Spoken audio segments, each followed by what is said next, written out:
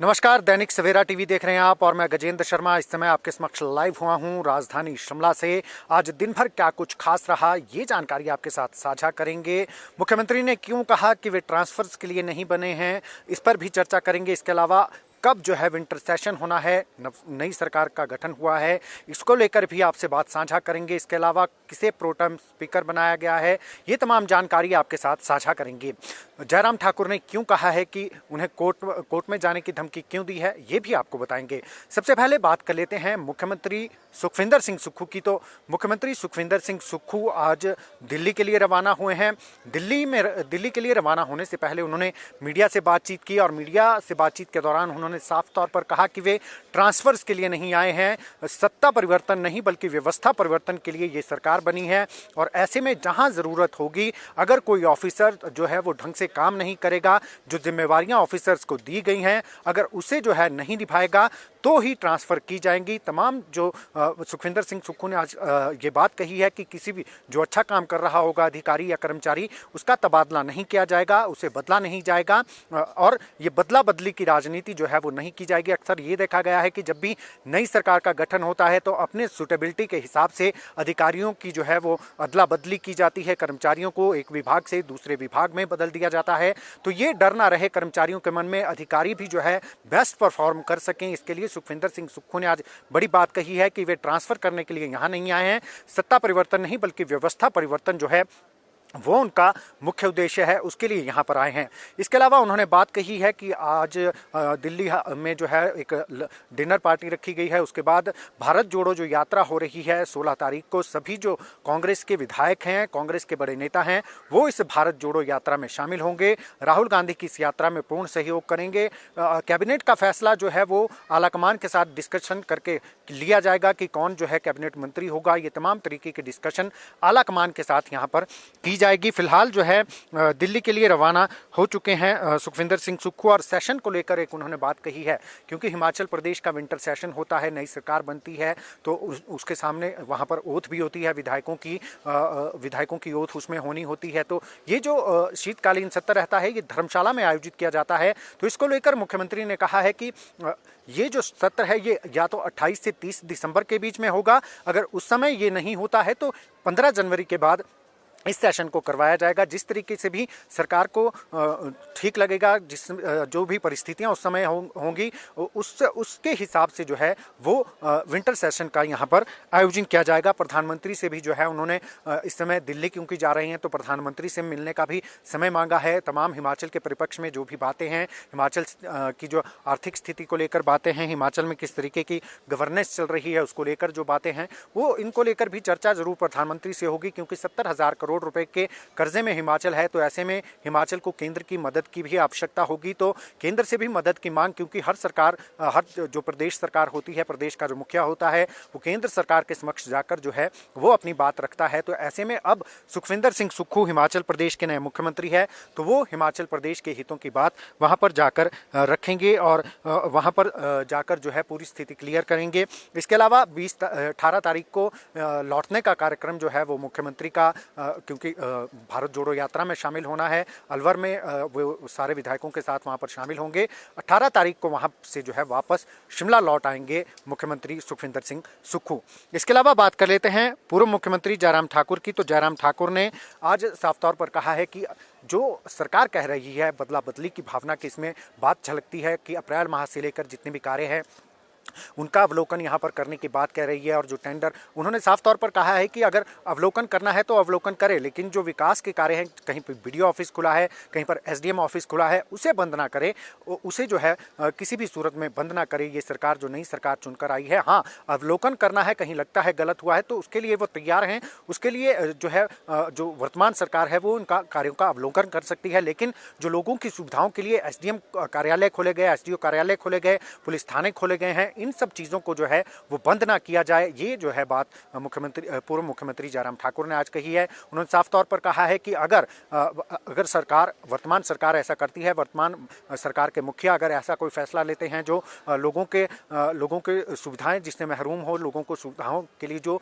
चीज़ें वहाँ पर दी गई हैं, जो कार्यालय वहाँ पर खोले गए हैं, अगर सरकार उसे बंद करने का फैसला लेती है तो वे जनता के बीच जाएंगे। जनता के बीच जाने के अलावा वे इसके लिए हाईकोर्ट का दरवाज़ा भी खटखटा सकते हैं। उच्च न्यायालय जाने की धमकी जो है यहाँ पर दी है कि अगर जो लोगों की सुख सुविधाओं को देखते हुए कार्यालय यहाँ पर खोले गए हैं प्रदेश में, अगर उसको लेकर सरकार जो है, वर्तमान सरकार कोई भी फैसला लेती है उसे बंद करने का, तो वे हाईकोर्ट का रुख करने से भी पीछे नहीं हटेंगे। इस दौरान उन्होंने कटाक्ष भी किया वर्तमान सरकार पर कि जो लोग उन्हें हेलीकॉप्टर यूज़ करने के बार बार उन्हें कोसते रहे, 5 साल तक उन्हें कोसते रहे कि मुख्यमंत्री जयराम ठाकुर हेलीकॉप्टर में उड़ते रहते हैं, तो अब वो फिजूल खर्ची कहाँ है, क्योंकि पहले हेलीकॉप्टर जो है वो उप मुख्यमंत्री को छोड़ने के लिए जाता है, फिर वहाँ से वापस लौटकर मुख्यमंत्री को अलग से छोड़ने के लिए जाता है। तो ये तमाम तरीके की बातें पूर्व मुख्यमंत्री जयराम ठाकुर ने यहाँ पर कही हैं कि पहले जो है अपने जिस तरीके की फिजूल खर्ची यहाँ पर हो रही है और जो उन पर आरोप लगाए जाते थे, तो अब वो आरोप कहाँ गए, ये तमाम बातें जो हैं वो पूर्व मुख्यमंत्री जयराम ठाकुर ने यहाँ पर कही है। इसके अलावा उन्होंने जो बात कहा है कैबिनेट, उन्होंने साफ तौर पर कहा कि कैबिनेट का गठन अभी हालांकि नहीं हुआ है, लेकिन 3 पदों पर कैबिनेट रैंक दे दिए गए हैं। उसमें हाल ही में जो नियुक्तियाँ हुई है उसमें नरेश चौहान की नियुक्ति है, गोकुल बुटेल की नियुक्ति है और एक पॉलिटिकल एडवाइज़र की जो नियुक्ति की गई है, उसको लेकर तमाम तरीके के सवाल उठाए हैं कि बात करते हैं फिजूल खर्ची रोकने की, लेकिन जो है कैबिनेट रैंक के पद जो हैं अपने चहेतों को दे दिए हैं। तो इसको लेकर ज़रूर जो है पूर्व मुख्यमंत्री जयराम ठाकुर हमलावर सरकार पर नजर आए। इसके अलावा बात कर लेते हैं, हिमाचल प्रदेश का विंटर सेशन होना है, तो ऐसे में प्रो टर्म स्पीकर का एक यहाँ पर व्यवस्था की जाती है। वो व्यवस्था, उस व्यवस्था के तहत चंद्र कुमार जो सबसे उम्रदराज जो विधायक हैं ज्वाली क्षेत्र से वो आते हैं, उन्हें प्रो टर्म स्पीकर बनाया गया है।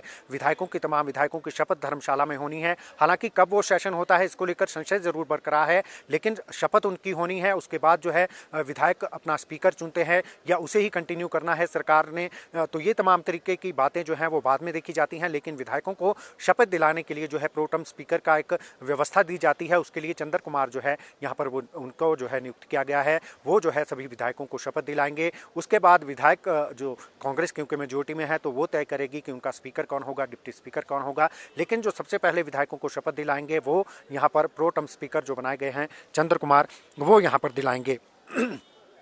इसके अलावा बात कर लेते हैं, मुख्यमंत्री ने आज एक बैठक ली है, उच्च अधिकारियों की एक बैठक ली है। उसमें साफ तौर पर कहा गया है कि जिस तरीके से प्रदूषण बढ़ रहा है उस प्रदूषण को नियंत्रित करने के लिए हिमाचल प्रदेश में जो है रोपवे का विस्तार किया जाएगा। जो रोपवे बने हैं उन्हें और विस्तृत किया जाएगा और तमाम नए जिन क्षेत्रों में नए रोपवे बन सकते हैं वहाँ पर नए रोपवे निर्माण की तरफ भी जो है फोकस करने के अधिकारियों को निर्देश दिए गए हैं, ताकि जो है कनेक्टिविटी और सुदृढ़ हो सके। इसके अलावा इलेक्ट्रिक गाड़ियाँ यहाँ पर चलाने की मुख्यमंत्री सुखविंदर सिंह सुक्खू ने बात की है कि नई जो गाड़ियां चलाई जाएं, जो खरीदी जाएं, वो इलेक्ट्रिक होनी चाहिए, क्योंकि वो उनसे ना प्रदूषण होता है और ना ही जो है उनसे किसी तरीके की पेट्रोल डीजल की आवश्यकता होती है। चार्जिंग स्टेशन यहाँ पर डेवलप किए जाएं, ये जो बात है वो सुखविंदर सिंह सुक्खू जो मुख्यमंत्री हैं उन्होंने आज एक उच्च स्तरीय अधिकारियों की बैठक ली है। उसमें साफ निर्देश दिए हैं किस तरीके का मॉडल विकसित किया जाए जिससे जो है प्रदेश के वातावरण को भी नुकसान ना पहुँचे और जो है एक